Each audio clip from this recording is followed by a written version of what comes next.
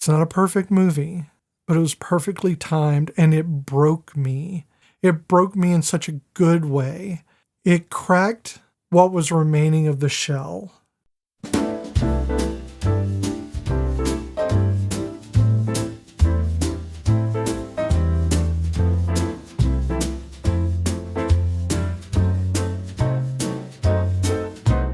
Welcome all you small town dreamers and small town elite. It's another episode of Cozy Quilt Cinema. I'm Michelle. And I'm Beth, currently navigating the gap between who I am and who the world thinks I should be, but finding my voice one bold choice at a time. Every week, Michelle and I curl up on the couch, watch a movie, and we carry it into the studio and unravel it like a male quietly rearranging the world to make one person's life a little more magical. It's not a critical review, though we probably will be critical. Can you survive a small town as a trans girl? Is falling in love the same as finally being seen? Wrap yourself in your Yaya's tumbling blocks comforter and climb into the blanket fort and hit play. It's only after we've lost everything that we're free to do anything. Happy Pride, y'all. Not awkward at all. Nope. So, yeah, this is a pick by me for Pride because this is a movie that didn't crack my egg. It just helped crack the egg. Mm-hmm. It was the hammer blow in a lot of ways. And it's Boy Meets Girl, 2014. Mm-hmm. I know that if you're listening to these chronologically, last week we gave the clues for a different movie. Two things.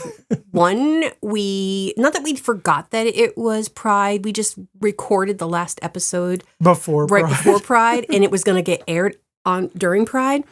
But also, I think we're going to no longer do the clues because it does kind of pigeonhole us into certain movies when we have guests and stuff like that. Kind of makes it a little bit difficult. And also nobody responds. Like I've had since we've been doing this for a year and a half. Yeah. I've had 2 people actually make a guess. And so unless you really enjoy the clues, you have to let us know and we'll bring them back. But if not, then I think we're just going to do away with the clues. Maybe if I didn't have, unfortunately, real life things to deal with, I could spend more time on our social media and remember to be more consistent with doing online clues on Instagram and stuff. But unfortunately, real life is a reality, and it tends to get in the way of me having fun. I get that.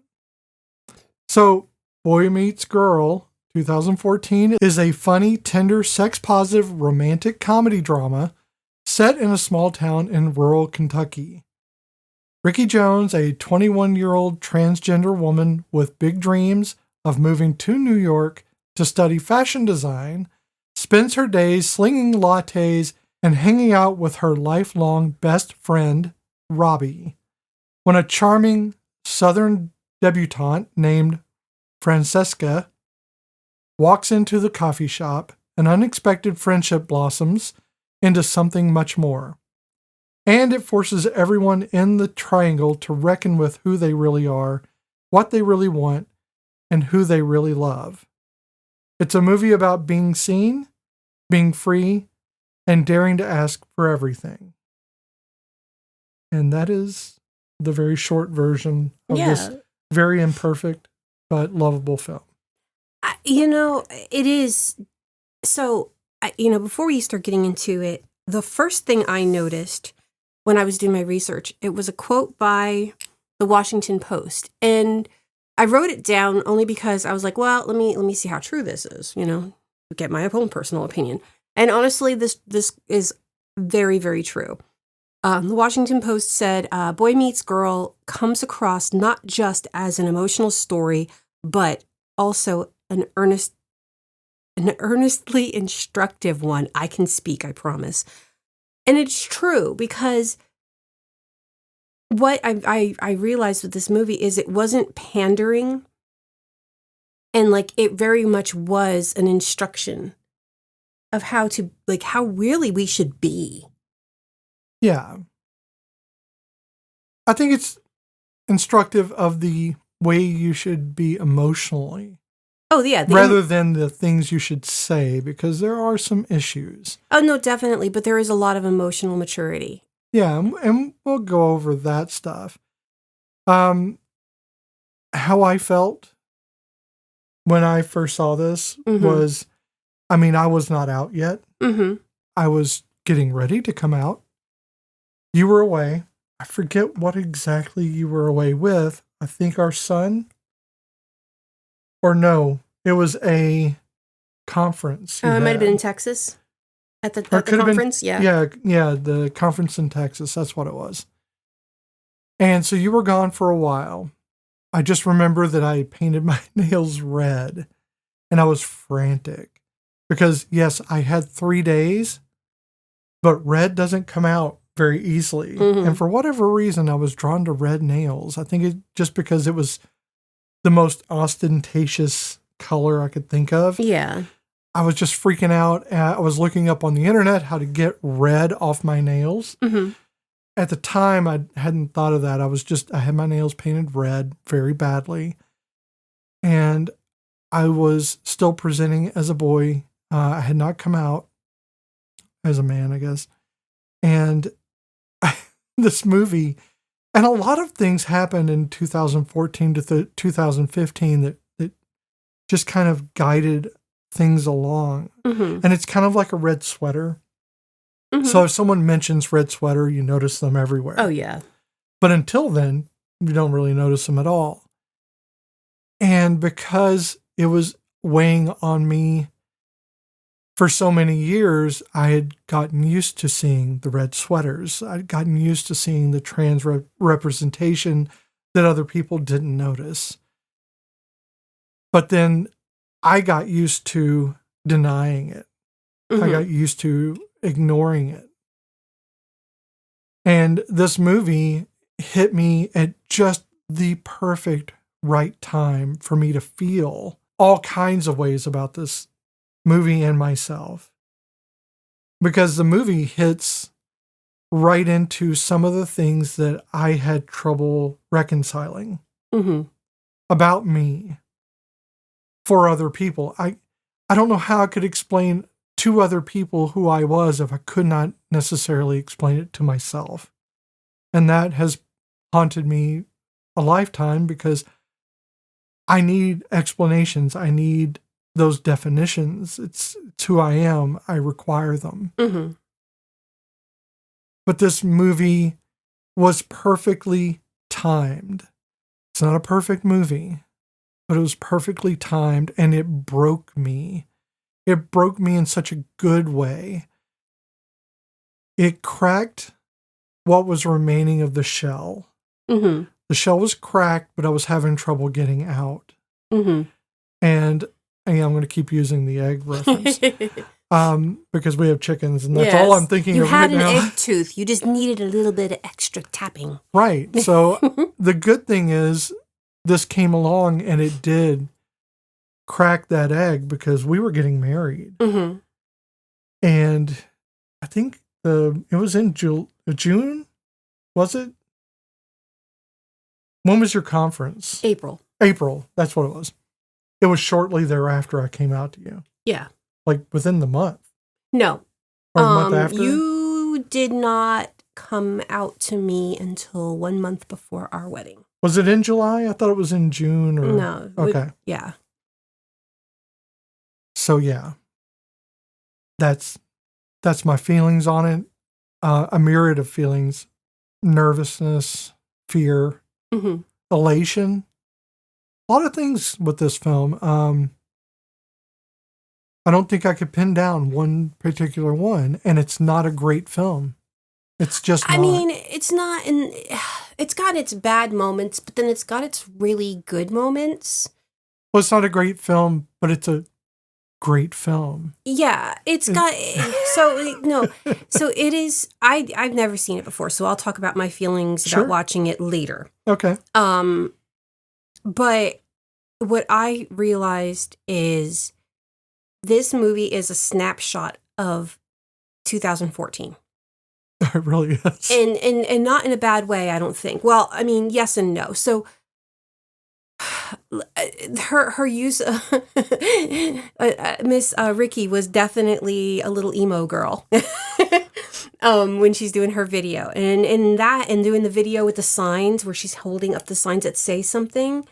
That is so 2014. Yeah, well, it's a picture of her a few years, like when she was younger. Yeah, it's 7 years prior is what it even says. Right, yeah. And then it's her in her emo phase. Yeah. But it's her as her, and her mother has already left. Yes. And we find this out through the vignettes of that video. Yeah. Well, and see now, again, there was confusion for me, and this is where the movie's not great, because it doesn't give you definitives on the things you kind of need definitives on.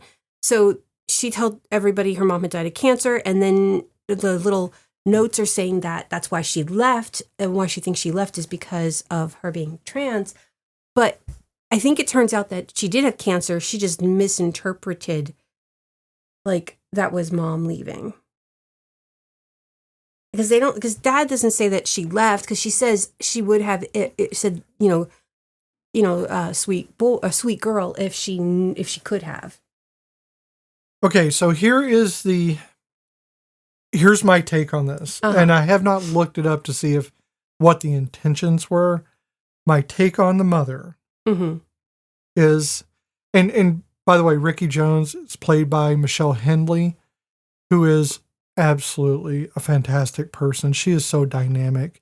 And I would love to be anything like her, as strong as her, even in real life. She's gone through so many different changes over the years.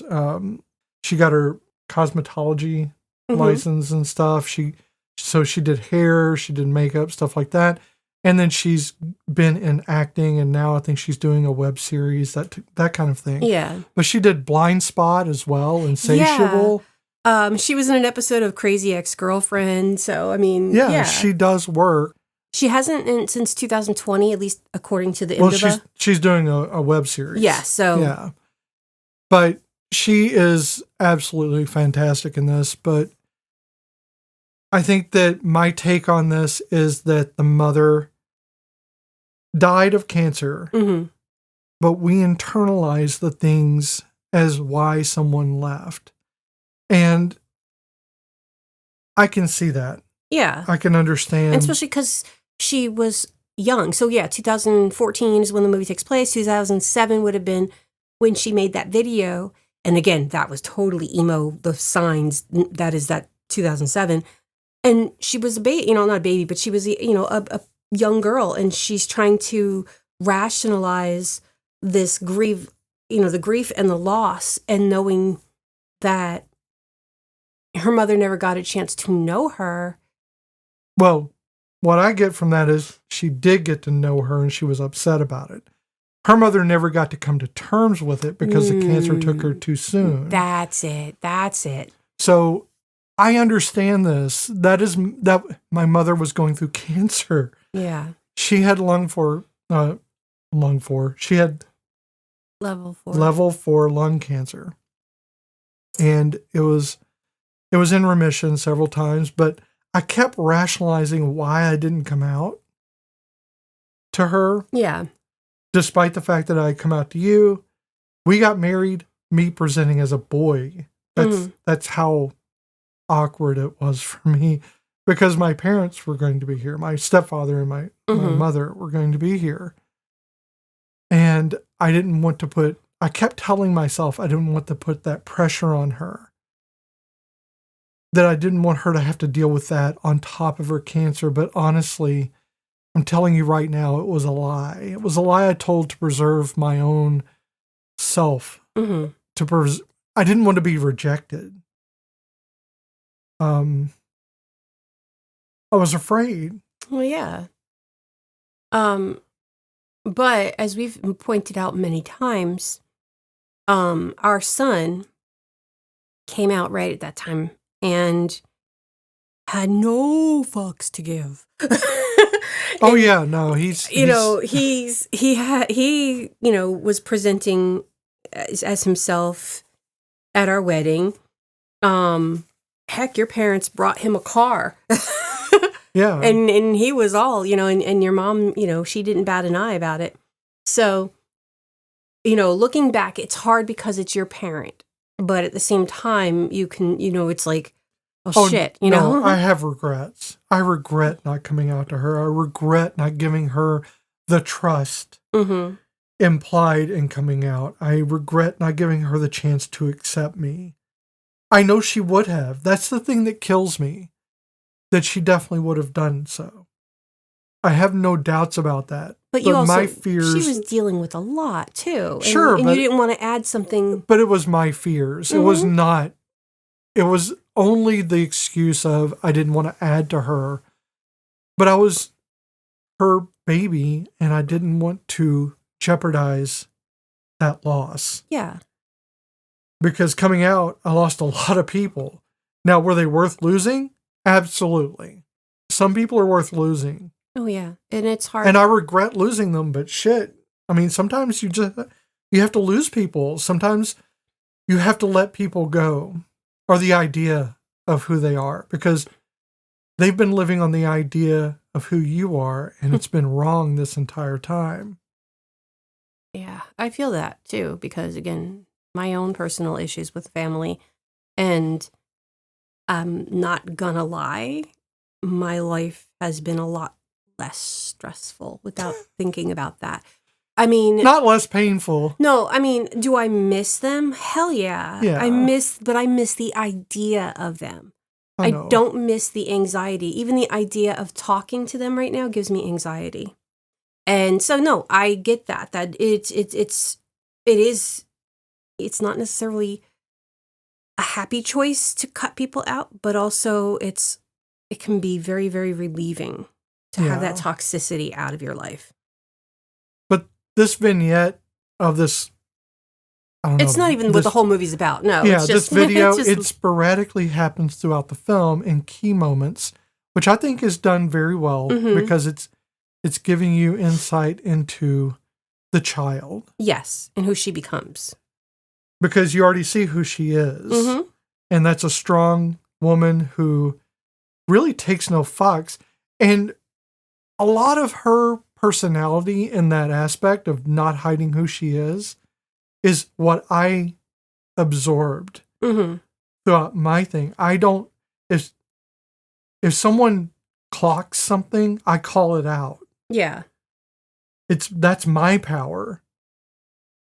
Yeah, and so at first, I kind of felt bad when we were watching it because, she kept outing herself. And yet, at the same time, so I felt bad because I felt like, God, she shouldn't have to do that. She shouldn't have to do that. And no, you shouldn't have to out yourself all the time. But also, maybe if we lived in a perfect place where people didn't actually give a flying fuck, then you wouldn't have to do that all the time. There would be nothing to come out to. Yeah, exactly. So that's, and I understand the need to have, even to build good relationships, is to build those good relationships on truths. But it's very hard to see somebody have to do that to themselves.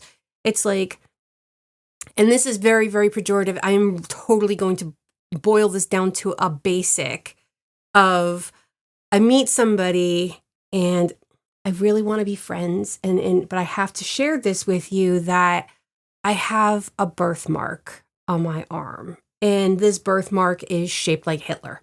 And, I don't like to show it to people, but, I figured if we're going to be friends, you should know about this because other people might take it as me being a neo-Nazi hateful person or a tattoo because it's really big and it really looks like Hitler. It takes up my whole arm. So, I mean, it's not something you need to share. You shouldn't have to. But the world is a horrible thing. I know. I totally. That's how I see. It's a very big analogy. But as a non-trans person, I don't know how else to explain how I feel about it. I can't feel the way a trans person feels about it because again, don't have that experience. But as a non-trans person, to me, the idea of having to constantly share something so private about yourself just so that you can make good relationships has to be maddening. Well, this movie is about cis people as well. Mm-hmm. So cisgender people make up the majority of this film. There's only one trans girl in the entire film. This is not a story about a lot of gay people and trans people in a town together. This is about one trans girl Mm-hmm. and a whole bunch of people that present as straight. Yes. And I say present as straight because... Turns out, no, they're not. Well, in some ways, a lot of them are straight and some are not. Mm-hmm. Some are bi, and we see that progress throughout it. And some are in the gray. This is a lot of gray because it's badly constructed in the film. Of what straight sex means, what gay sex means. No, definitely. And the conversation. And their ideas of it. It's very painful to watch, but it's 2015. Trying to explain to 2026. Also, they're 20-somethings. And, Sure. you know, I kind of appreciate the that aspect of them being young and trying to explain straight and gay sex to each other and not having any type of, you know, actual academic facts. Right. But this is in a small town. It is very much like the small town we're in right now. Mm-hmm. In fact, a lot of the scenery looks like it, but it's in Vermont. They filmed it in Vermont, but it takes place in Kentucky. Right. They filmed it in Vermont. But it looks like where we are. Well, that's because it's all mountains, the waterfalls. Yeah, and the mountains, yeah. So it's very reminiscent, and you can see why I kept equating it to the things that happened to me here. Well, yeah. Ricky deals with a lot of things throughout the film, a lot of transphobic things, a lot of gay slurs, a lot of things that are not great. But she's always the kind one. Or she turns it back at them in the best ways. Sure, she's very good at turning things back on someone, but she does it with kindness. Oh, yeah, yeah. Because if you react aggressively, you're the crazy one. And trans people have to be aware of that. Trans people have to be careful. So when a black person goes into a restaurant and they are not welcome, they don't lose their minds and start accusing someone of racism. A lot of times they'll be very stoic. Yes. And they'll either leave or they'll sit and keep their place and make that person serve them, rightfully so. And that is how that, you know, racism has been defined in America, is that stoicism, that quiet anger. And trans people, while they're of many races and religions and everything, trans people have a lot of trouble navigating the social areas of life in America because we're trying to be stoic, but if you're too quiet, they take advantage of that because silence works for the oppressor. And we don't have the foundation of a racial group to rely on. We are all kinds of people. We just happen to be trans. That's like saying everyone that has blue eyes should band together. Well, you're all different. Or has hazel eyes. Bitches, no. Hazel eyes or whatever, you know. It's a trait that you have. It doesn't define you only, but it does define you because other people are defining you by it. If I never had to worry about being trans, if no one ever took away my rights because I was trans, I would never have to say I was trans. It wouldn't even come up. I forget a lot of times that I ever presented as a boy. And sometimes I literally forget what my dead name was or things like that. And I just forget that. And that was the majority of my life. Yeah. But it was never me. So it's like, do you remember the mask you had in 5th grade for Halloween? No. I don't either. And I don't remember what it was like to present as a boy. Yeah. Because it was only ever a thing that I wore, and it wasn't me. Yeah. I remember I had a teacher who used to make us listen to him sing John Denver songs as a reward. Yeah, it sounds like not a reward. It was not. He also made us spell his name as extra credit. But yeah, so this is directed and written by Eric Schaeffer. And he wrote this, I think, at a time where he was having a lot of trouble breaking into the industry. Mm-hmm. So he drove a cab in New York for like 9 years before getting into film. And he wrote like 20 screenplays and 2 stage plays and a novel. Yeah. He did My Life's in Turnaround, If Lucy Fell, and Never Again. A lot of these are romantic comedies, by the way. One was with Sarah Jessica Parker. Yes. And Elle Macpherson, If Lucy Fell. He did Adventureland with Jesse Eisenberg and Kristen Stewart. Yep. And Ryan Reynolds. Yeah. So Eric has done a lot of things. This is a cis man writing a trans woman. So you have to keep that in mind. Mm-hmm. Although he did get a lot of information from trans women, it wasn't perfect. Mm-hmm. In a lot of ways, it fails. Well, I think when it comes to, and this is one thing we need to keep in mind. It's the saying that we use for autism. If you met one you met one autistic person, you've met one autistic person. Right. And I think people need to do that with trans individuals as well. If you've met one trans individual, you've met one trans individual. You cannot lump everybody in the same No, because category. we're not a monolith. We all have different ideas. I've met many trans people in my, not so much as when I was younger, but definitely now in my later years. And every one of y'all have been different.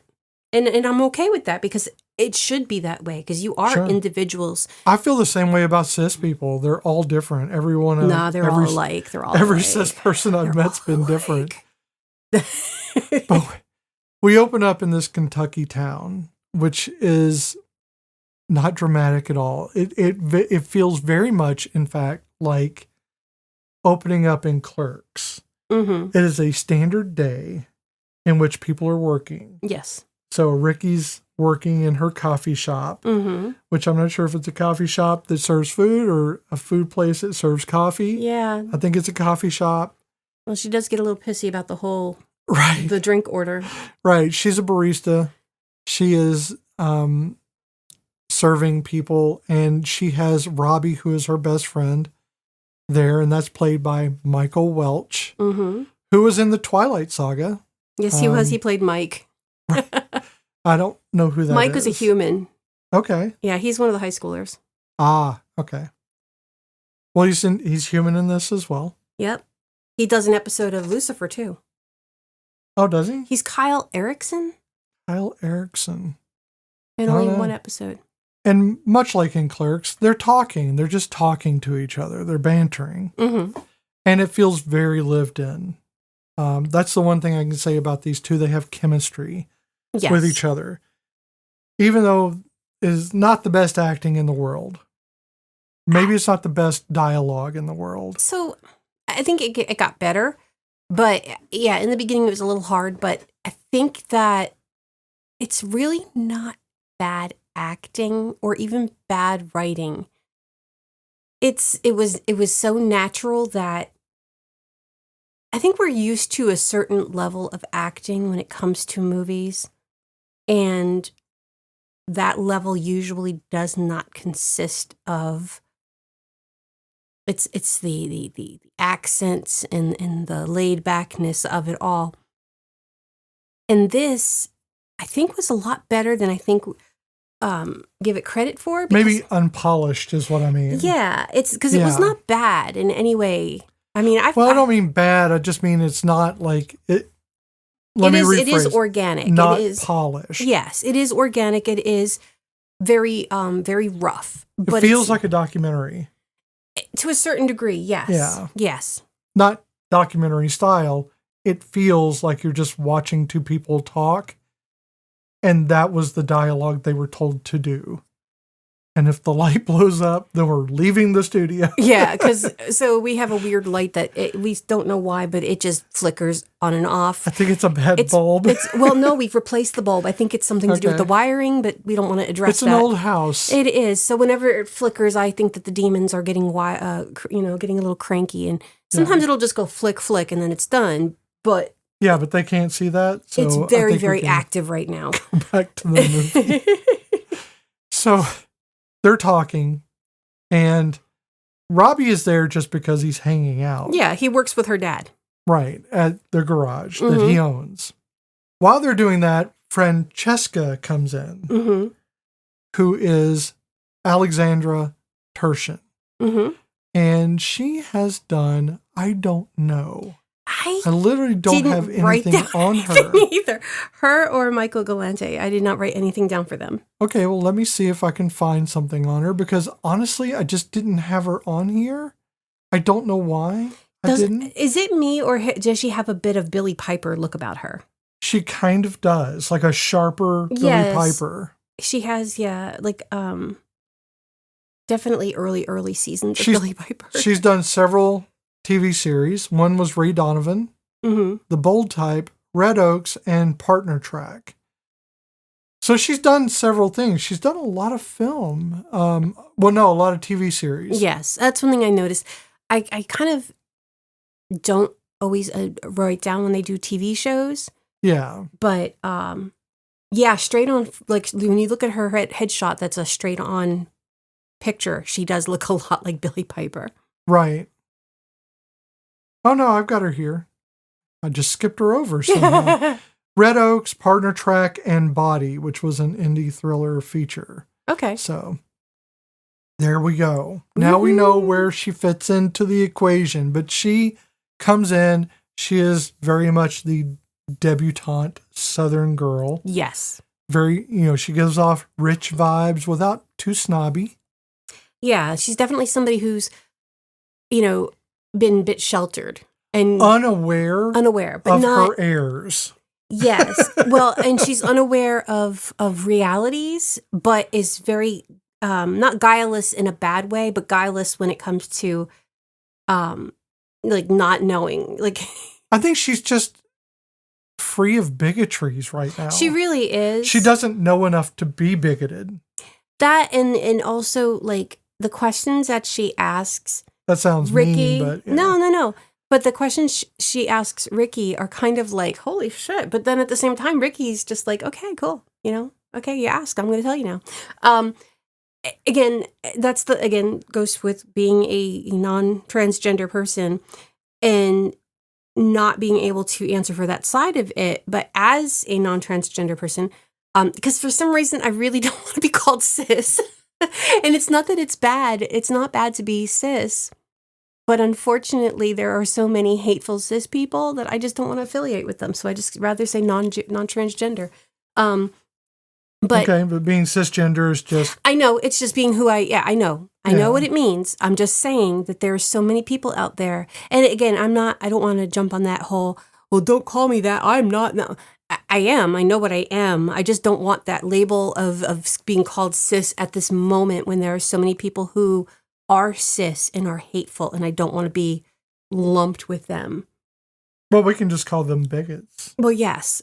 I just know that the first time I ever saw cis anywhere was on a transgender person at the community college I was going to, and they were angry and they were hateful towards a lot of people who were cis. And I get that. They were probably totally treated like shit by most cisgendered people.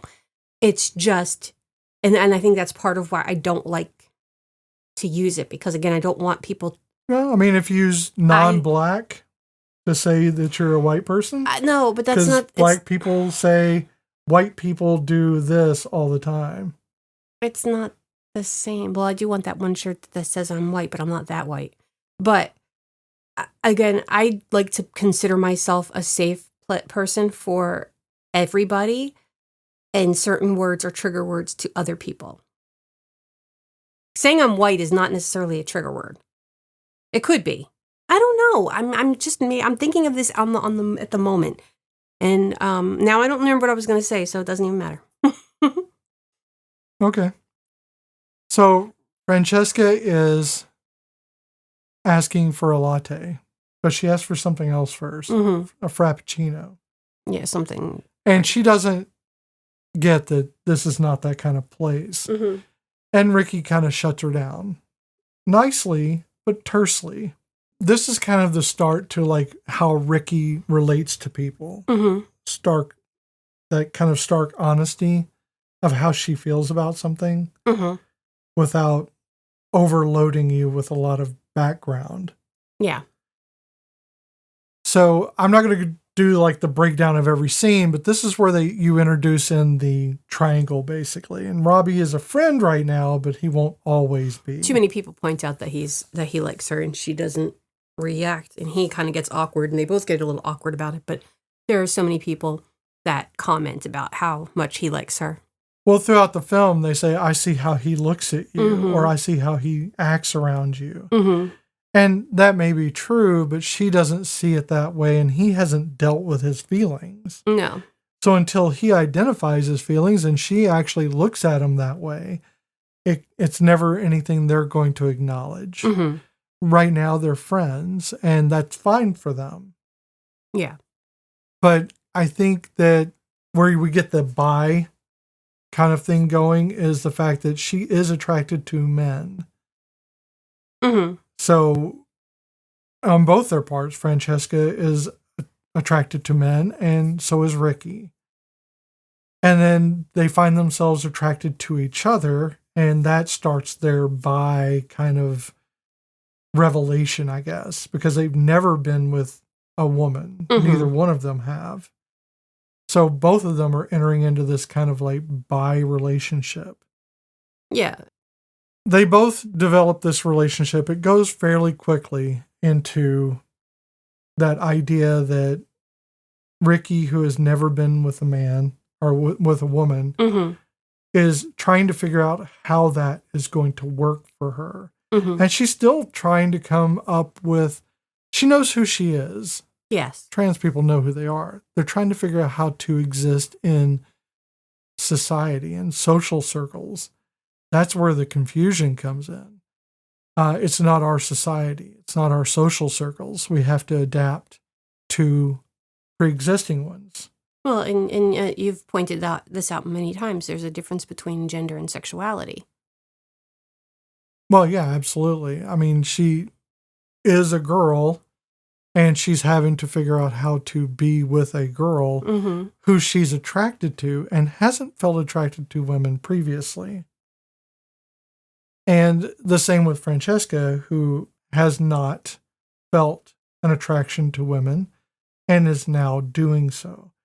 And at first it's very friendly, but Ricky tells her almost right away. I think they meet each other right after the coffee at the coffee house. They're at a watering hole, swimming hole. Robby and Ricky are. And Francesca shows up out of nowhere. And I'm like, does everybody come to this one place? Is that what it is? It's that. But then Ricky's like, how did you know about this? And then she's like, I grew up here. So, but she went to boarding school. Right. So she was there during the summers. Yes. When you would be at the swimming hole. Yeah. But yeah, that's what I was going to say. How we have two women who like men, but then find themselves attracted to each other. This is where labels become an issue. And they've kind of play with this a little bit in the movie too, because labels are an issue. Well, what does this make me? Or what does this make her? I, again, am of the belief that it doesn't matter. But so is Ricky. Yeah, and I understand that in some cases people need those labels. I think labels are important when it comes to how people get services or how people get the things that they need in life. Those are labels that are important. But yet, as long as those labels aren't being used in a derogatory sense, I hate the R word, almost as much as I hate the N word. Oh, yeah, and it gets used. And it does get used in this movie, the R word, not the N word, but still. I hate those words. And, you know, I forgot that word is prevalent at the end of the Shoop song by Salt and Pepper. I was listening to it the other day, and I'm like, I'm getting my groove on because I fucking love Salt and Pepper, and I love that song. And then at the end, I don't remember the guy who does the little rap at the end, but he uses the R word, and I forgot how offensive it is. And I was just like, I can't like my song anymore. And it's almost like a guttural kind of thing. Because they make a noise afterwards, which really made me angry. Yeah, it's really, and it's Robby doing it, which is worse, because you're like, come on, man, you're supposed to be... yeah, with that part. Sorry, I was still in the song. Oh, no, I'm saying with him in the movie. Oh, because, yeah, no. You know, it's the movie, but Robby saying it is just, of course, Robby, there's a few times where Robby, like, really, and it's supposed to, it hits you very hard in the, what the fuck, Robby? Mm-hmm. I mean, just what the fuck? Because he's been her cheerleader since he was 6. But people are not, again, a monolith. So Robby's not always supportive. Sometimes he's self-centered, and sometimes he wants to be acknowledged, and sometimes he feels awkwardly about the situation, and sometimes he feels transphobic. Mm-hmm. People are transphobic. Trans people are transphobic. We are not perfect creatures. We fall into a phobia once in a while. We fall into a trope once in a while because we're not perfect humans. Expecting a marginalized group to be perfect is dehumanizing because no humans are perfect. And Robby's not a perfect person, but neither is Ricky. And neither is Francesca. And Francesca's got a boyfriend. She's got a fiance. She's got a fiance. And she still falls for Ricky. Mm-hmm. And Ricky falls for her. And you can see why. They have a chemistry, and it's very cute. Mm-hmm. And it's very like high school. Mm-hmm. So it's almost like they're just kind of reliving a high school fantasy kind of situation. But also think about, I mean, Francesca went to a boarding school, so she probably didn't get that true high school experience that most, high school, public school kids get. Yeah. And you don't know how much of that Ricky got in the full extent. I mean, you get the idea that, yes, she had Robby as her, she didn't need a cheerleader, but she had him as a cheerleader. But how much of it was, a struggle? Oh, well, you see in many little flashbacks that they have of her being treated as a boy despite being a girl. Yeah. And it's always the accusation of, no one's ever, well, you're a boy, so it's no big deal. It's, you're a boy. It's an accusation of trying to force you to conform to something they want you to be when it has nothing to do with who you are is weird. It's just as weird to a trans person, to a trans woman, for you to say that they're a man as it would be if anybody were to tell a cis woman that they're a man. It's fucking weird. It makes no sense. Because no one is looking in anyone's pants. No one is walking around unclothed saying, well, because your genitals are configured like this, you have to be this. And genitals don't mean anything, but you don't see anything about that person except you see the outline of a person. Well, I think that kind of is what I was trying to get at with my Hitler birthmark thing was, again, no one would see it. Sure. And it's no one's going to be going around doing a birthmark check. Yeah. No one's going to be going around doing a pants check because, again, it shouldn't fucking matter. I mean, they want to now. They do. In fact, I just saw it in the news where a Washington Post had reported that they wanted to start doing it for children, for a girls' team in a school, in a middle school. They want to start doing genital checks. That's abuse, and that is not, right. That is not cool. And that's the thing is, it doesn't matter what genitals you find. That's not their gender, and it's not even their sex. That is one small piece of a puzzle of sex, which is a spectrum. Just like gender is a spectrum. It makes no sense to base everything off of one thing. That means nothing. This is the thing that Ricky is still contending with, is she doesn't have gender dysphoria. No, she does not. She doesn't have issues or body dysmorphia either. She doesn't have issues with her body. She knows who she is. The body's just not configured correctly. Mm-hmm. And they do say in the movie, born in the wrong body, which is a very 2015 thing to say, but it's essentially saying the body can be changed. The body's not the issue. It just needs to be altered to fit what I need. Mm-hmm. Saying you're born in the wrong body was the conventional way to say all of that, I don't know, very deep, very involved and complicated concept of when I say I'm having a sex change, it doesn't mean I need to change in order to be that sex. It means I'm doing the change. Making the outside match the inside. Yeah. Right. I'm matching it. That's all it is. Yeah. And that's what she's trying to get across in a lot of this, but it's a cis man writing for a trans woman. No matter how much you try to prep him, and no matter how much you might be an expert on the issue, you're also going to make mistakes. So even his experts, which would presumably be trans people, are not going to be all right on this because it's 2015 versus 2026. Mm-hmm. That historical lens comes back to bite you in the ass. Every time. But Ricky is just trying to be friends right now. And they meet at the watering hole. And she immediately opens up with Francesca that she's trans. And she does it in a text, which is very cute and very 2015. Yeah, she couldn't say it. And so she asked her number so she could text it to her. And I think that is a really good way to do it. I think that I have done something similar to that to give someone time. Mm-hmm. It's giving someone time to process what you said because it doesn't enter their mind that you might be trans. And it's not about passing. So passing is a privilege. And in some instances, you want to pass. It's a safety issue. But I don't think it should be the goal. I think that passing is just something you either do or you don't.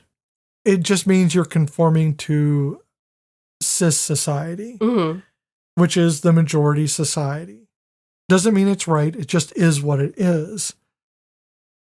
And Ricky passes. So it throws people off that she's trans, and she's trying to let Francesca know I'm trans. Yes. And she says transgender woman. And then she says transsexual when Francesca doesn't get it because she's sheltered. Yes. And she just doesn't understand. And like later on, David says transvestite. And it's like, no, you're all sorts of all over the place, man. Right. But he was being a dickhead. Right. And David is the fiance, yes. Francesca's fiance, who is played by Michael Galante, or Gallant. Yeah. I'm going to say Gallant because I think the E on the end is just pretentious. But he was in Locker 13, and he was in various stage and indie productions. I don't think he's done a lot of work in film so much as he's done stage production. So, yeah, he was good in this because he was very convincing. I tell you, when he, as David, reacts on the phone call, because they're doing the thing of he's a Marine and he's calling in online to talk to Francesca. So you see a video of him. Mm-hmm. That's where you see the majority of him in the film. And these brief moments of him popping up on her phone or computer. His reaction to Francesca hanging out with Ricky. Because he knew her. He knew her from school. They don't know how well. You find out later on in the film. Quite well. He reacts violently. Oh, yes. In a way that I have seen only in like MAGA presentations. And I'm talking about like, the videos in which you have the full on Nazi like regalia and the spittle laden hate, the vitriol. Yes. He is livid that she's met and is talking to Ricky. It's such a surprise to her to see the level of hate that he exudes. Yeah, I think she's like in shock because she's like, oh, Right. okay, well, I love you. Bye. Right. But she does start building up a spine. First of all, she has a relationship with Ricky. And, this turns into a sexual encounter, Mm-hmm. which isn't great for like cheating on someone. No. But this is also kind of an experimental thing between the two. And it is, are they developing feelings? They're still trying to figure out if this even means anything or if this is just something they're doing just to see if it feels right. Yeah, I guess I am like tainted by like so many movies where that type of relationship goes south fast in a very, very unhealthy way because one starts to use the other one to get information and it's very Mean Girls-ish. So I kept expecting Francesca to do something bad, to like say something wrong, but she doesn't. Right. Now, when I first saw this film, I thought that. I kept waiting for the shoe to drop because this is a classic setup for the straight cis girl to lose her fucking mind. Turn around and claim that Ricky, assaulted her or something like that. I was fully expecting that. Right. And it's because, you get that sense that someone could use their privilege very easily to harm her. What I also was shocked about was at her father's party. I know, so her dad ends up he's a politician and he pulls strings to get David back from Afghanistan. Is that where he is? Yeah. And he comes to the party to they surprise her and da-da-da.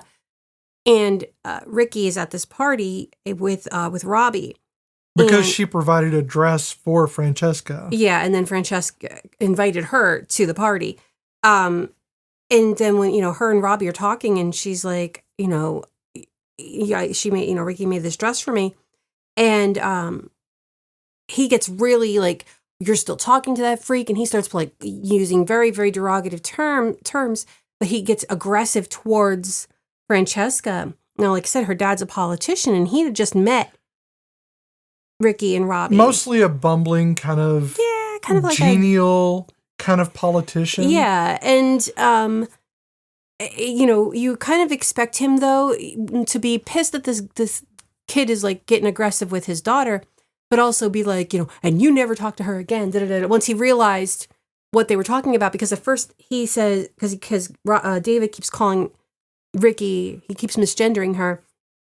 And calling her a tranny. Yep. And so the mom and dad kind of come into the end of that that argument. And so he's like, who should she stay away from? And he's like, that guy. And they're like, I thought that guy's name was Robby. And so then, David in his oh so eloquence explains who Ricky is. And he outs her. He outs her. And the thing is the dad doesn't get upset about that. Like, he doesn't turn and be like, don't you hang out with that person, da-da-da-da.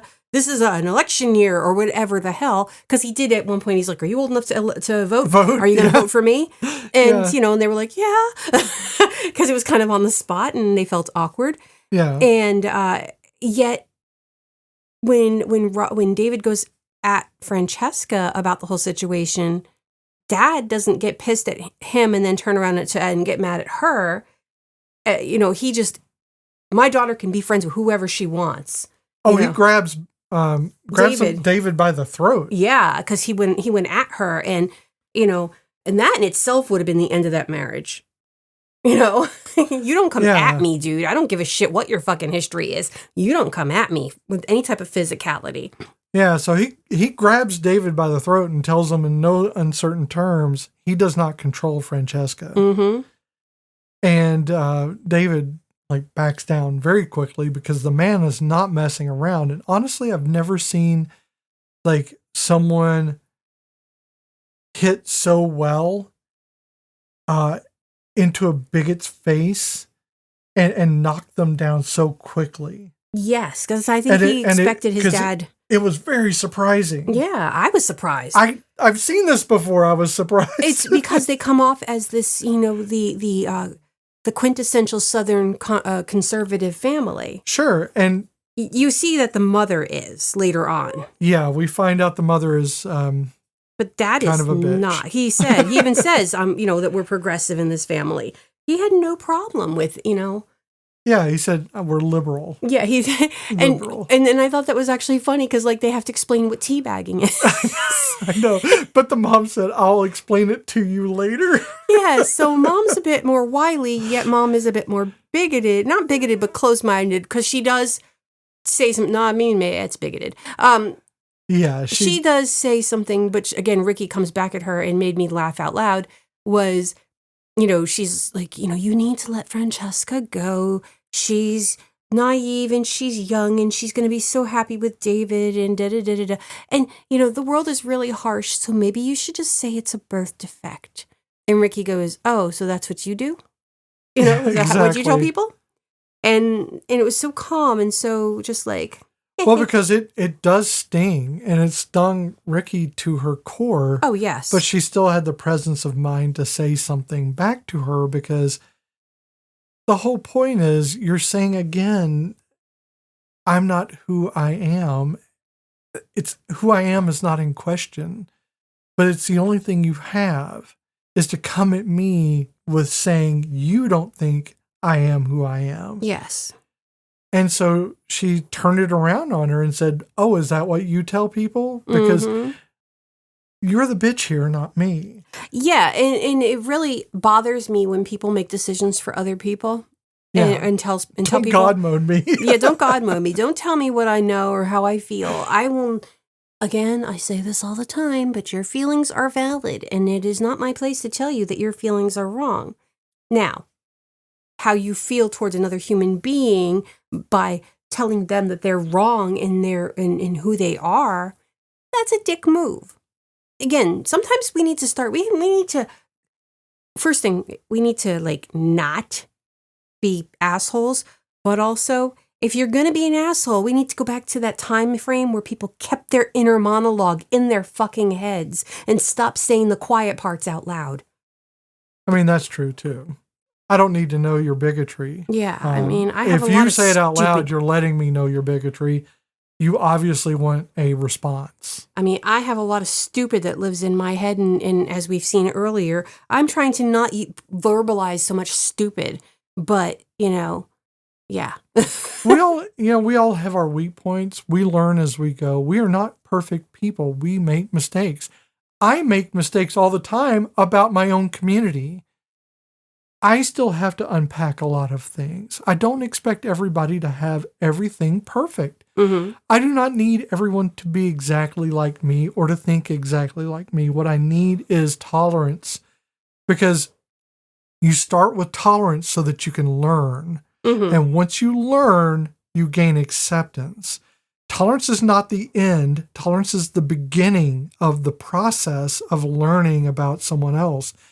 When people say to me something completely bigoted, I know they have never had another trans person in their life. Yeah. I'm the first one they've encountered. Because if they had a trans person in their life, if they knew another trans person, they wouldn't have this bigotry. Once you learn about someone, it is very hard to gain a bigotry over them because we're just people. I don't have any extra appendages. I don't have like a robotic core. I am a human being. And this is another thing. I am a genetic girl because I have genetics, and I'm a girl. In this movie, they say genetic girl, and they really trail on that side of biological versus non-biological, because trans people are biological. We have a biology. We are made up of cells like everyone else. We fit the phenotype sex that we present as, for the most part. If we choose to, you don't have to. But we don't owe anyone our presentation either. No. We are who we are inside. If we choose to present that outside, that's fine. And that is on us to decide, not anyone else. Shouting, you're a man or you're a girl at a trans person doesn't really mean anything. It's infuriating because you don't want to be told who you are, but it doesn't change who we are. And it definitely doesn't make me want to be something other than who I am. I didn't come out thinking, oh, well, if somebody says I'm a man, I'm going right back into being, I'm going to keep pretending to be a man. No, that never enters my mind. You're never going to bully me into being someone I'm not. That came before. I bullied myself into pretending to be something I wasn't for years. You are certainly not going to do that to me now. Yeah. I mean, the thing that bothers me is when people throw around the dangers of transgender people, and then I always like to hit them with the facts of, statistically speaking, men are the biggest problem that this planet has faced. Well, yeah, I mean, cis men are like the largest statistical danger to every person. Mm-hmm. But the issue is we are not perfect. Expecting trans people to never do anything wrong means you expect perfection, which is dehumanizing. We have imperfections. I am very bad at singing. If that was the thing for perfection, then I would have to be imperfect because I cannot sing.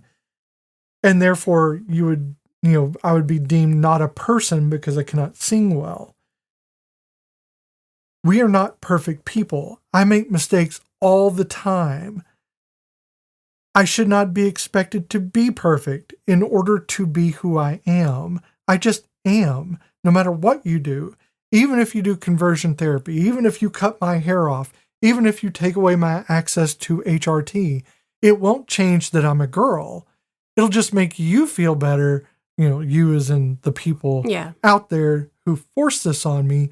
It'll make you feel like I'm a man, so you don't have to deal with it anymore. The idea that your patriarchy might be somehow endangered by me existing. It just makes you feel better. It won't make anything else change. The reality doesn't change at all. No. I'll still be me. And all those people that have to detransition because they have to keep a job, stuff like that, you citing their detransitioning only proves how hard it is to exist as a trans person in a cis world. Mm-hmm. It does not do anything else. It does not say anything about the trans person who had to detransition. Transitioning is not a condition of being transgender. No. It is just a result of an action by a trans person. I think the thing that bothers me too is women who dislike trans women. I don't understand that. And sister, you need to check yourself, because women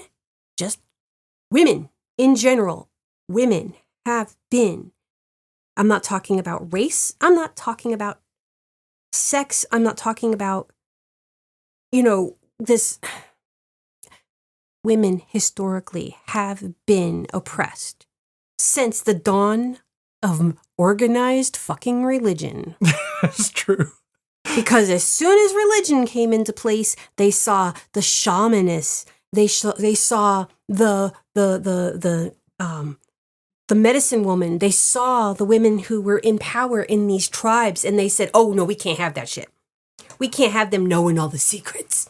And that's what happened. Yeah, I mean, patriarchy developed from the standard of the matriarchy. Mm-hmm. That was the standard. Yeah. For humans. How did they allow for female, monarchs? It kills me to this day. Like, how did they allow for that to happen when they hated women so much? Yeah, I think the hate developed over the years and it became overbearing to the point we are now. Well, I mean, also a lot of the old time matriarchs back in, the day, like, the Queen Elizabeth I and stuff like that, Mary Queen of Scots, they had to be brutal. Sure. You couldn't just be a human being. And you had to be a fighter to maintain that. And that's not, not saying that women can't be fighters. It's just not, when you say it's not in our nature, because honestly, I'm a fucking angry person all the time. So it is in our nature to be angry and to be fighters. But women held the knowledge of they were the storytellers. They were like I said, the healers. They were the ones who, in these tribes, that kept shit together. Provided wisdom and things like that, yeah. And so I see women as healers, but that's how I perceive women. Because that's what I want to see. But that doesn't mean that that's the right answer.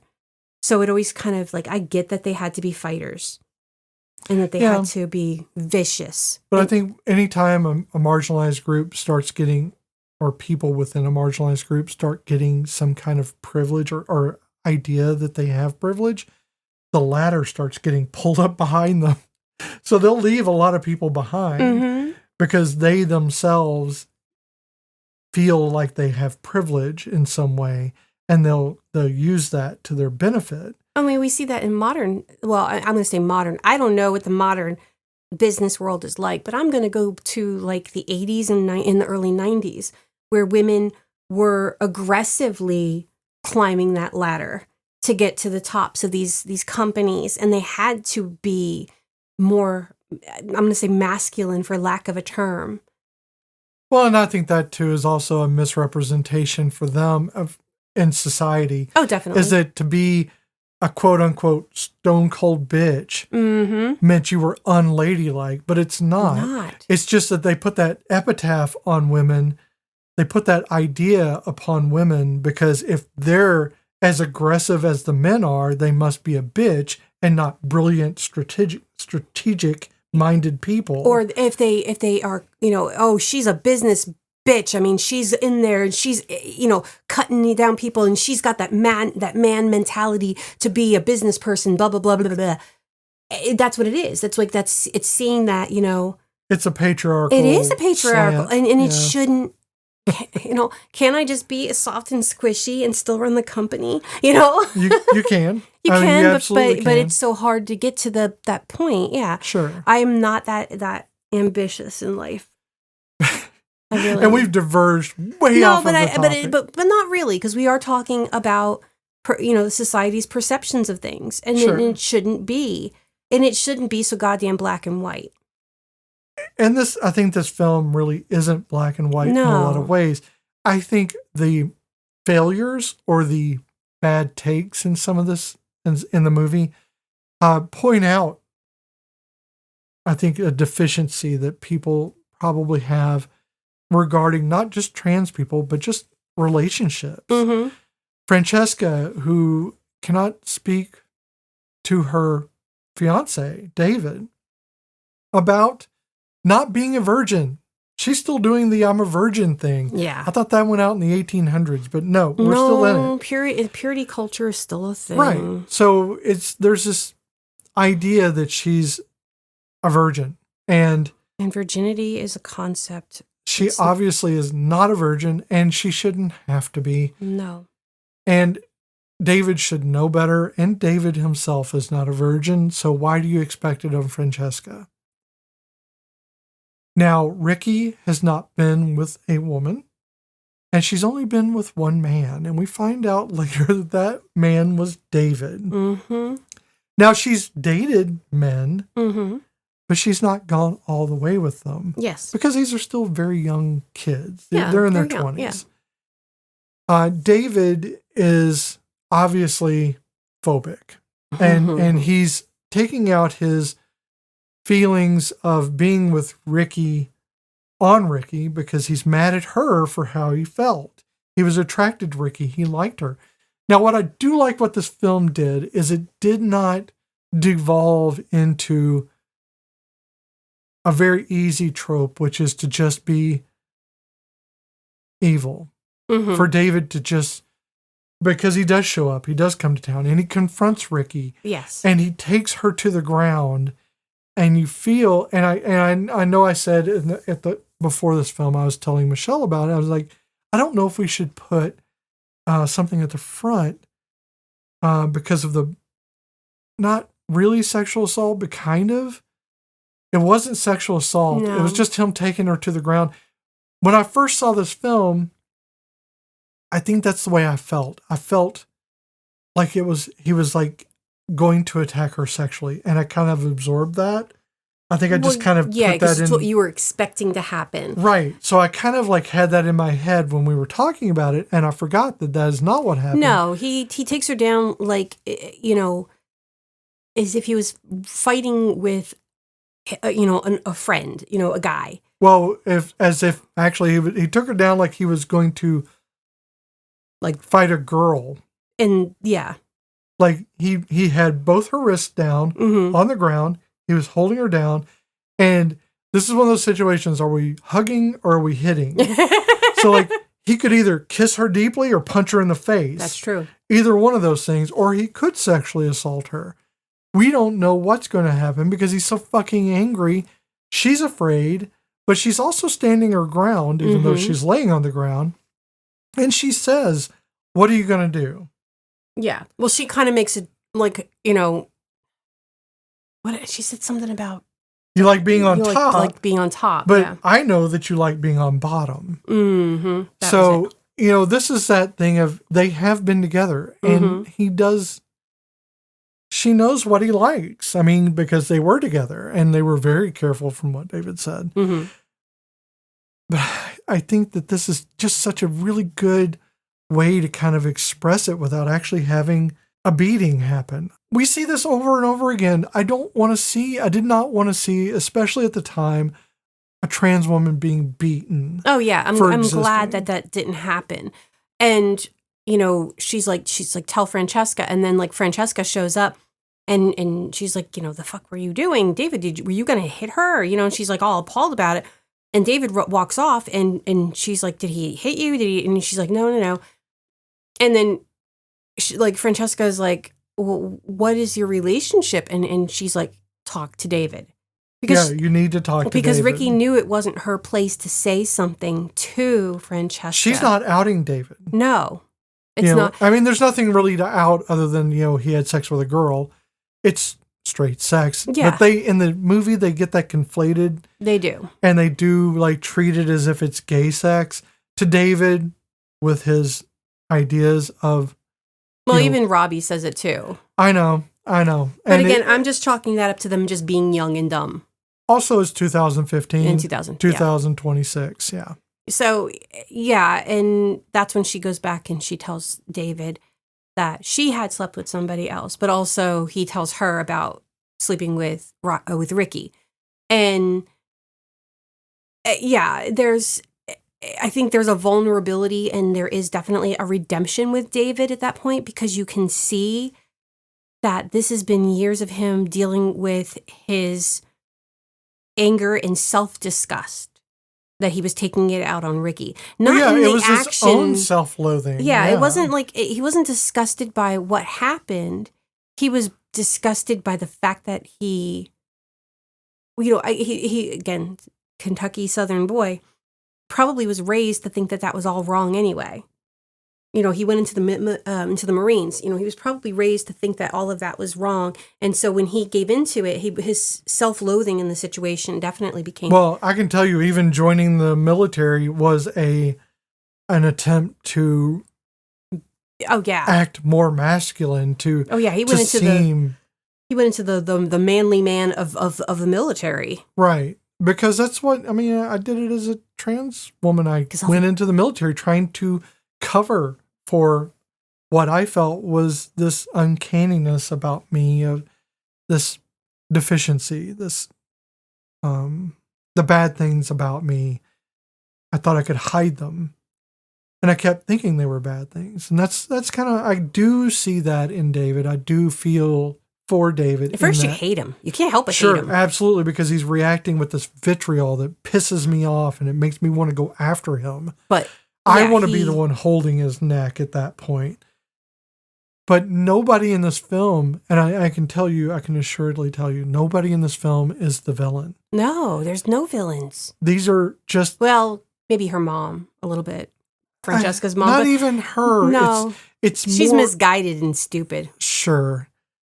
And I think it's just messy. I think life is messy. People are messy. And there is a realness to this in a way that, despite the fact that there's no actual like assault and there's no actual like punching going on, there are some very real points to this film where I'm just taken aback at how well it's portrayed, despite also seeming like a set, seeming like it's like a bad play sometimes. There are points to it where it's like I'm seeing a high school play. And then there are points where I'm like, oh, that was just really well done. The part with what they were calling is the perverted guy, the pervert. Yeah. The Halloween.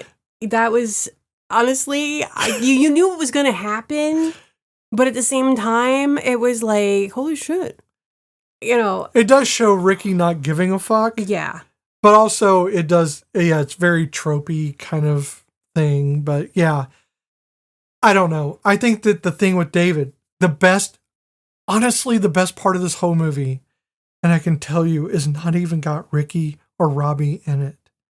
Is when Francesca and David are just sitting on the stoop. And they're sitting on the steps of her house, I believe. Mm-hmm. And it bothers me that the door's wide open. Yeah, the door's open, and it bothers me because that's a mansion. And we have animals, and our animals would be like gone. Yeah, why do you have the door open? You're letting insects in. That's insane. And it's bound to be hot and humid there. Why would you have your doors open? I know. But Francesca sits down, and David's already sitting there, and he kind of seems agitated, and you get the sense they're about to fight. And the first time I saw this, I thought they were. Mm-hmm. But they have an honest and open discussion. It's a little halting.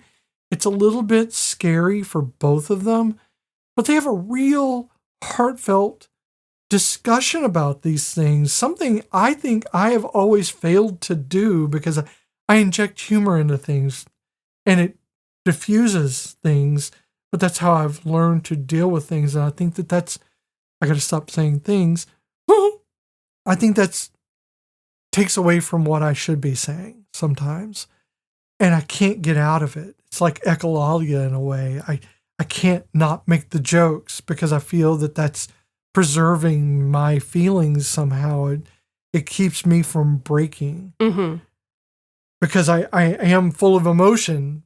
But if I break that down, how will I ever manage? I get that because as you're talking, I am literally making jokes in my head, not because of what you're saying, but because I do that too. Like as soon as you say my emotions, I'm like, my emotions, because it's my thing is I have my own form of echolalia where I pick out a line or a word and immediately something pops into my head that it's like it's a life preserver. It is. And I can have a conversation with somebody, but it's so hard, especially when you're around people who don't know you that well, to stop making references like that. Yeah. But it is how I function. I don't know how to not speak in references. No, I get that. I mean, because we both do it. And like you're saying, though, I think it's I don't want the dam to break. I get angry when I get upset. Not because I'm upset. Well, no, it is because I'm upset. I don't want to cry. I don't like crying. I spent my younger years being called Sarah Bernhardt and being always accused of being overly emotional and Michelle's just crybaby and da-da-da-da-da-da-da. I stopped crying. And when I do cry now, I don't like it. Well, it's because they've made you feel that crying is a fault. Oh, no, definitely. I mean, I don't know how to like reverse engineer that into a healthy way. There's a lot of unlearning that comes forward to that. I mean, you see me, I cry all the time. Well, I cry constantly. It's a point now where I am like, I don't know if it's the lowest thing on my list of shit I need to fix about myself. Let's put it that way. Sure, but for me, it's about, can I talk while crying? Now, I cannot. Here's the thing, though. I will actively look for like a fan fiction that I know is going to make me cry because that's when I need to have that release. That's your release, yeah. But I also don't want to cry in front of people. Sure. Oh, I fucking hate crying in front of people.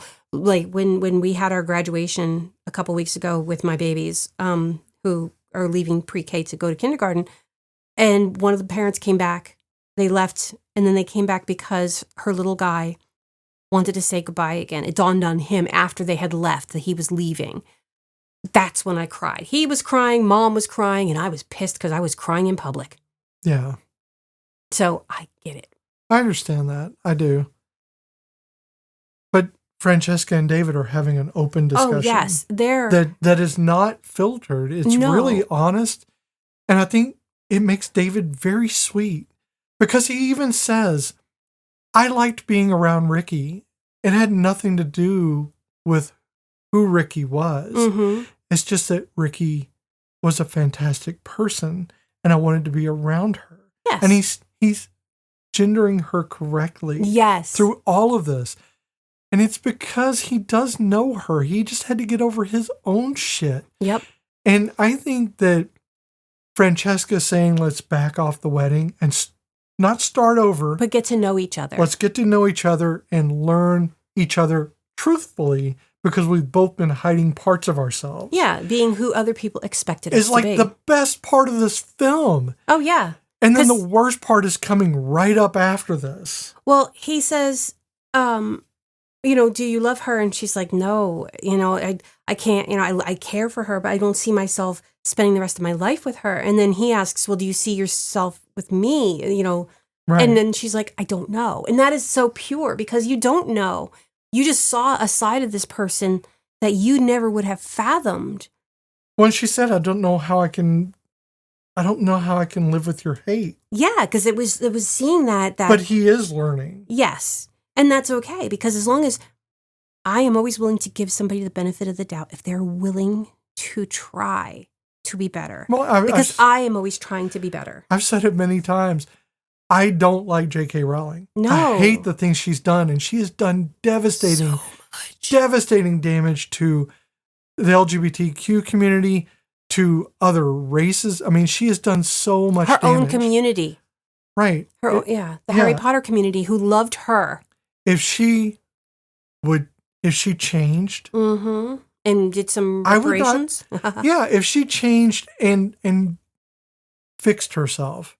If she changed for the better and was working towards understanding not just trans people, LGBTQ people entirely, and other races, and her anti-Semitism, mm-hmm. if she were breaking that down and trying to unlearn those things, I would readily accept her as another woman in our community. I would love that. Yeah. Because I don't want enemies. No one wants to if you want to have enemies, that's just weird, I think. It is. I don't want enemies. I want people to care about each other. I think that's weird that people don't. I don't want villains in the story. You don't need villains to have protagonists. You just need people to care about each other. I just don't understand hate. Right. I never understood hatred. So this is not, and that's why I say this film doesn't really have a villain, doesn't have an antagonist, really. It just has a societal idea of what it means to be a person, what it means to be a woman, or what it means to be a man. And these are warring with each other. David is warring with himself about how to be a man. It has nothing to do with trans people. No. It has everything to do with a cis man's idea of being a man. Mm-hmm. What does that mean? And what does it mean to Francesca? Robby himself, in the most devastating part, and the best part leads the devastating part, which is Robby confronting Ricky and doing it badly because he doesn't fully understand, but he should. Robby saying, you're not a guy, you're not a girl. And I get kind of what he's saying is he doesn't know how to place her. But that is not what Ricky's getting out of this. It is devastating for a trans person to not be seen by the person they are in love with, the person they trusted the most. Mm-hmm. Because trust is everything to a trans person. We don't come out to people we don't trust. We don't trust easily because it's too heartbreaking to be rejected. And when she trusted Robby back in the day, and they've known each other since they were 6, he's always had her back. And for him to not see her as the woman that she is devastating. But he was saying, he had the right intent, but he was saying it wrong. Mm-hmm. He wasn't finding the right words, and Ricky took it much like, and you see it in the vignettes of her as a child, the way her mother reacted. Mm-hmm. She felt he didn't see her as a woman. But the thing was, he didn't know how to say it. Just like her mother didn't know how to say the words. And saying the words means a lot because words have power.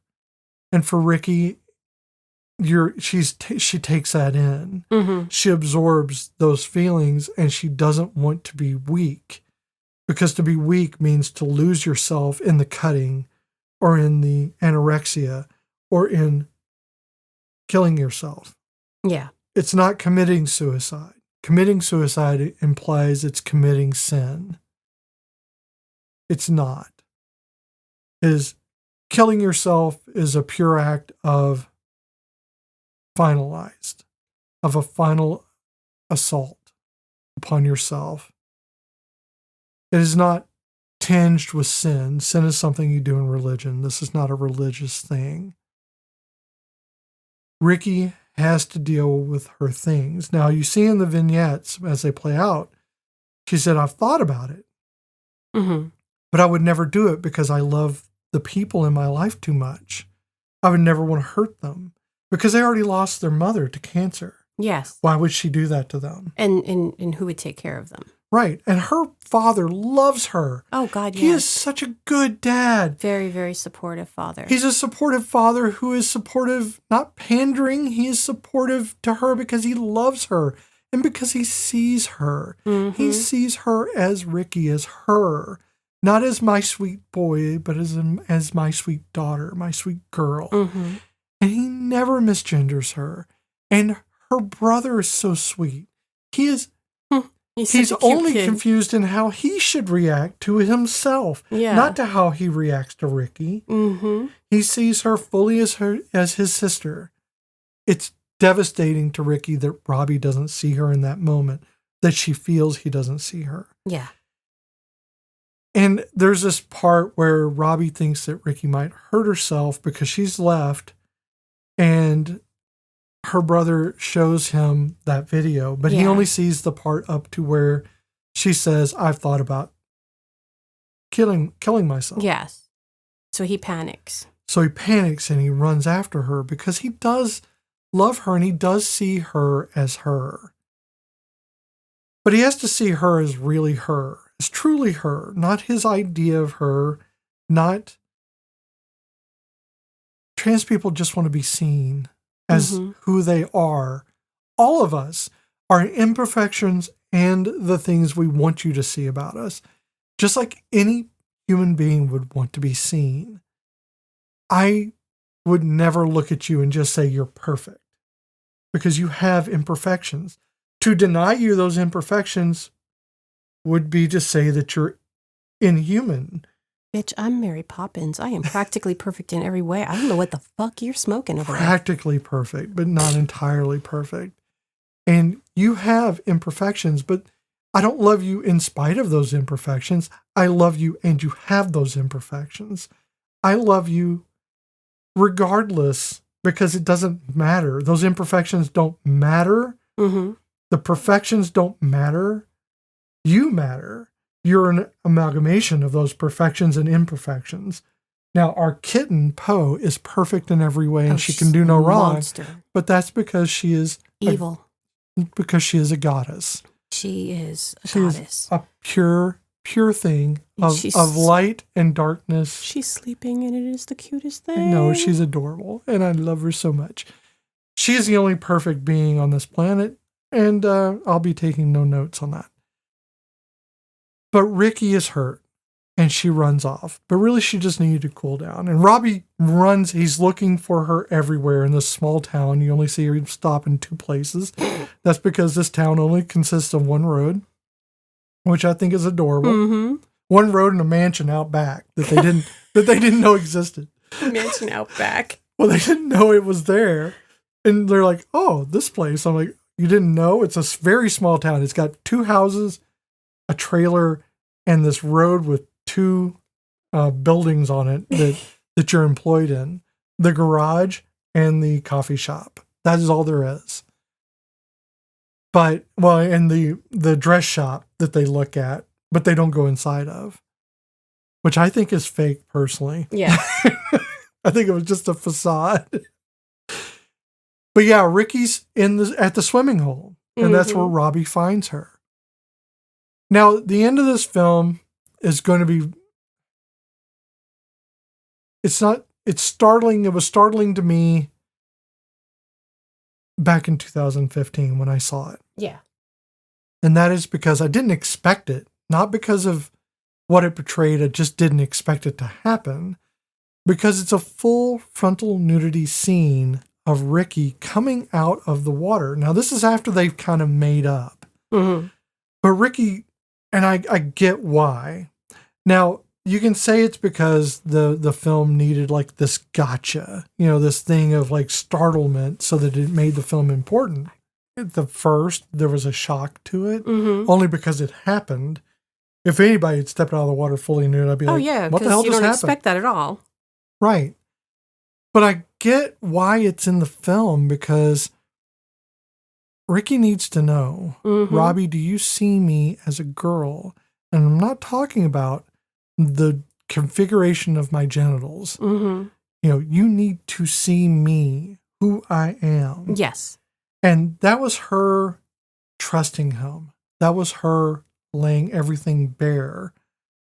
And it feels very much emotionally like coming out to someone for the first time. And I know because it did that with you. You're the first person I told. You're the only one I came out to for a year. So, yeah, it was very much like that. And I think that is a lot like coming out of a pool completely nude in front of someone. You're bearing yourself literally and figuratively. Yeah. And that's a lot. Right. And this doesn't mark the end of the movie necessarily. It marks the end of that issue. And Robby is fully on board. Yeah. And this becomes a thing of, is Ricky going to find her dreams? Now, she's turned down for her school. Yeah, the school she wanted to go to, the fashion school in New York. Right. But they're going to go anyway. And it turns out that Francesca sent her dress off to an influencer. At the time, I think it was just a YouTuber, a very popular one. And she loved the dress and therefore told people, her followers, to send Ricky $1. I don't know if that's legal, but yeah. So she's like, I'm going to send her $1, and if you want it, you should do it too. Right. So thousands of letters show up. Yes. And the mailman only delivered some in the mailbox. And this was all due to Robby, of course. Robby and Francesca and David figured out to do this. Yes. And that's the sweet part of this movie, too, is when she gets the letters, because Robby's like, you need to go check the mail. And she's like, I can't wait, And we have to go to work. Yeah. Yeah. And then she checks it, and there's money. And then, they come up with bags of mail because the mailman's like, there was more than I could bring, and it's David and it's Francesca. And that's sweet because they're on her side now. Like they're all like, cheering on help. Ricky. Yeah. And it just shows you, again, people can grow and people can change. She never would have thought that she would have been friends with somebody like Francesca, let alone have David in her life like that. Not in a million years. And yet here they are, the 4 of them. I wouldn't say they're BFF and going on double dates or anything because we don't know any of that. But the fact that they're supportive in that sense of trying to help her. Well, the way that David is very on board with the entire thing. He is not at all reticent Yeah. to be there. He is actively happy to be he's there. not like hanging back and being weird about it. No, he's got 2 bags in his, and he's carrying all the letters. And then we see them packing up because it moves forward. They're packing up into Robby's car to go to New York. Mm-hmm. And she says goodbye to her father, to her brother. I keep wanting to say son, but it's because her she brother, treats him as a son sometimes. Sam. But her brother, and it's Robby and Ricky going off to make her way. Mm-hmm. And Robby's trying to help her live her dream. Yeah. And that's really where it ends. It really does. And again, it's a very sweet movie. It's nice in the sense that it does have so much, even without, like, even with the negative moments, there's so much positivity. What's a human positive film? Oh, definitely. It's about humanity, and rather than breaking everyone down into these little parts that you think everyone else should play, there's humanity in this film. So it's a tough one for me. It's very emotional. It's an emotional movie. That. I did very well until the end. That's when I mean, if I didn't have to pee, I probably would have been bawling on the couch if I had to pee. So you missed all of that. Yeah, and I just want to say that Schaeffer did have Michelle Henley look at the script and contribute to the dialogue and to the story itself, so that the character of Ricky didn't sound too fake, too contrived. There had to be a truth in it. So a real trans woman did help shape it. Though I think, again, we're looking at a lens from 2015, which has drastically changed. Mainly because trans people have found better ways to say it, and also because transphobes have found ways to use language against us. So we've had to develop better ways to say it. Yeah. I get that. So how do you feel about this movie now? I think I see it more as... I honestly, even though this is like about a trans girl, I think I see it more as the romantic comedy it is. Mainly because I'm not so focused on the trans part of it anymore. I know it plays a part, but for me, it doesn't. For me, it's oddly, it's so normalized in my head now that I just see it as a girl finding love. So what's funny about that is I actually have to remind myself that the norm in society, not saying the norm as a truth, but the norm in society is heterosexual. Because I live in a rainbow family, and I have, interests and involvement in the community. And also so this being the first time I've seen this movie, it kind of, it had its funny, it's hard for me to reconcile. I mean, yes, it is a romantic comedy. It was a little light on the comedy. It had moments of laugh out loud, because I did have moments where I was like, ha, and that's laughing out loud. But it was just a sweet movie. I liked it. It was, I enjoyed it, not because of the content or what, okay, content maybe wasn't the right word. I didn't enjoy the movie because of, it was the best acting ever. No, I mean, I get that, it's organic, it's kind of janky.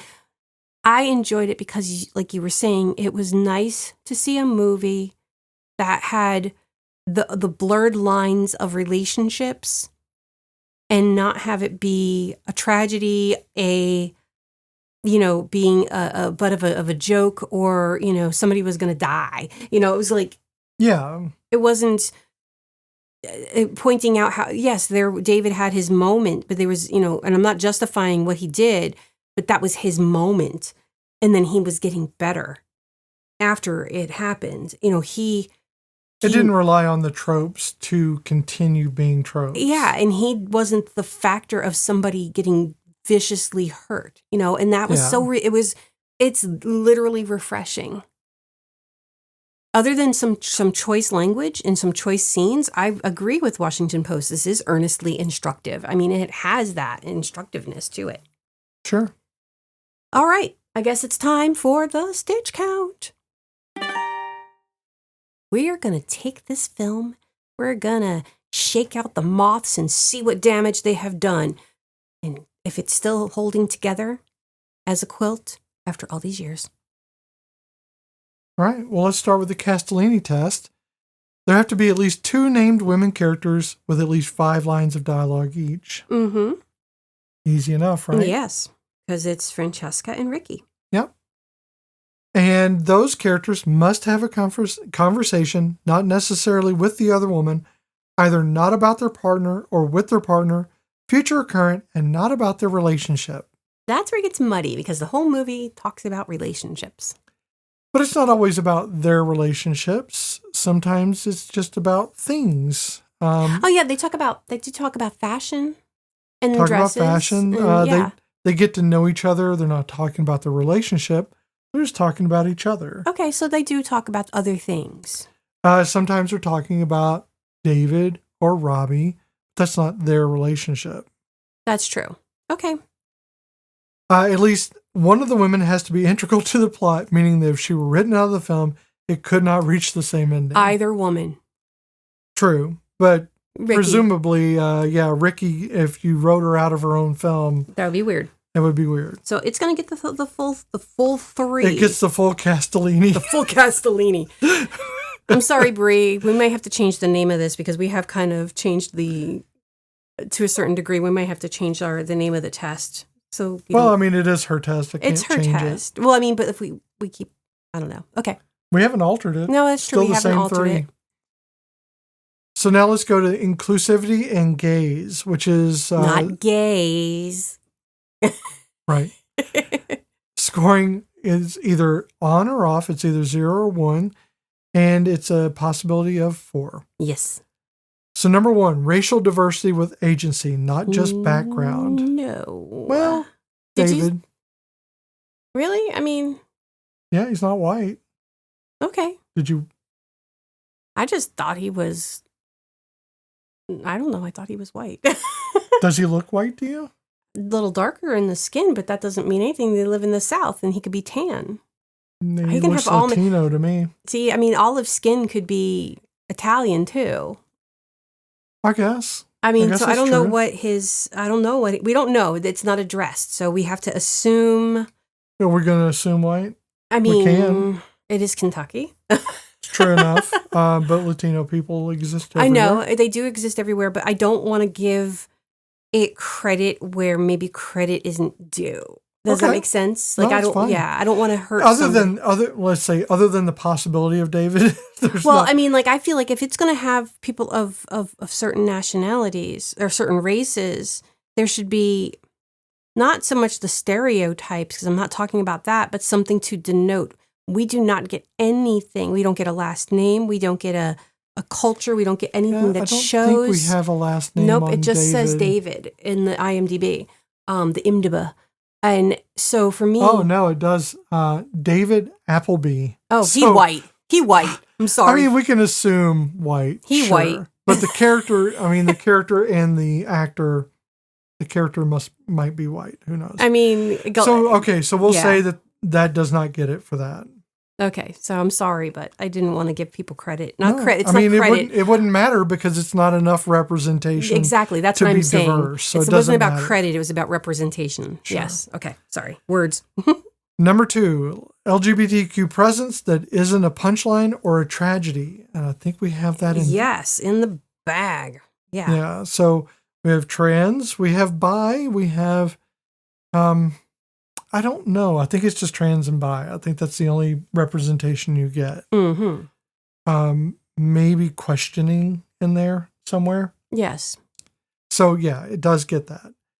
Age, body type, or disability treated with dignity. I'm trying to think of any disabilities. And we can't say body type because they do. While Ricky is positive about herself. I think other people are generally positive about her body type. Yeah, but it's when David, and I don't know. Is it he? I don't think it's not treated with dignity. I think That's it's true. I think it's just slurred. Yeah. I don't think age is necessarily it's not really an issue. Well, I mean, her dad. But it's not an issue. Yeah. Well, even Francesca's dad. He's older and nobody has any. The only thing they do is like he didn't get the references, but that's not. They weren't making fun of him. It was just like an adorable kind of. Sure. He didn't get it. And there's no disabilities to speak of. No.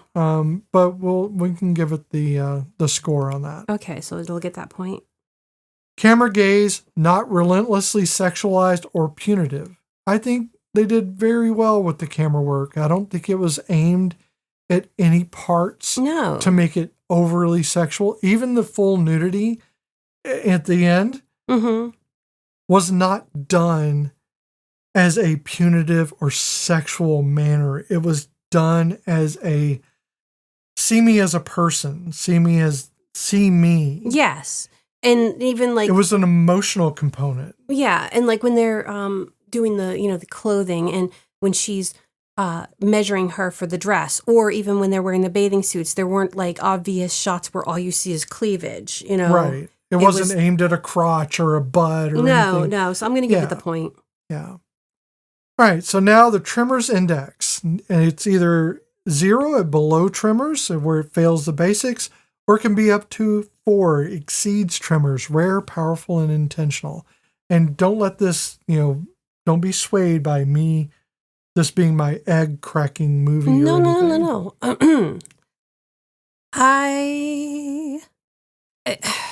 I want to say 3, but I might be overshooting it. Well, let's look at it. And every time you say something like that, I start breaking it down. Yeah, well, that's okay because I skim through it at the last minute on purpose. 3 is tremors level, which is the gold standard. Yes. That is, competence is distributed across gender, age, class, and personality. Yeah. I think that's true. No one's incompetent in this film because of any of those things. Women make critical decisions without comment or apology. That is true. That is also true. The narrative assumes equality and moves on. It kind of does, because when it comes to Francesca meeting Ricky, Ricky kind of is, even when she tells her, that she's trans, Francesca's like, well, shit. Okay. Well, and it's not even about the acceptance so much as it is about no one sees Ricky as less of a person. Even David, who is angry at Ricky and says hateful things, admits that she's a wonderful person. So, yeah. For him, again, it's that whole cut somebody else down than to actually admit that we're the ones who... Right, and he does get over that. Survival requires cooperation, not dominance. And it's true, because think about the ending. Francesca gives that influencer the dress. It was David, and she said it was David's idea. Right. And that they're helping. Well, it was Robby's idea. So it was Robby's idea, and David's out there helping, bringing the bags of so it is cooperative. I think so. I think there's no dominance. I don't think anyone's dominating anyone in this film, except maybe the dad. The dad of Francesca, who is dominating David at one But that point. was he had to, because David was trying to dominate Francesca in a negative way. Right. But the outcome of this film is no one is in charge. These are a bunch of people existing. So yeah, I think that's true. It's cooperation. Everybody likes Ricky, and Ricky likes everyone she meets. Yes. So yeah, I think. God, are you right? Yeah, it's Tremors level. It's gold standard. So we'll give it a 3. Or we'll give it the point. Okay. So that gives it a 7 out of 9. That's a pretty good score. It really is. Now, this is an emotional score. This is a score based on our emotions and how we feel about this. Oh, yes. It is you not may have different thoughts. A score of the film itself, or its composure, or its camera work or anything like that. This is it's writing how or we anything. feel It's just about it. about the story itself and what they presented. I am the first one to say this film is not polished. Oh no, It is not a polished but film. I You're think not going that's to get, the beauty of but it. that is kind of the charm. Yeah, it gives without if it was polished, I think it would be too sterile. Okay, I can give you a good assessment of this film based on.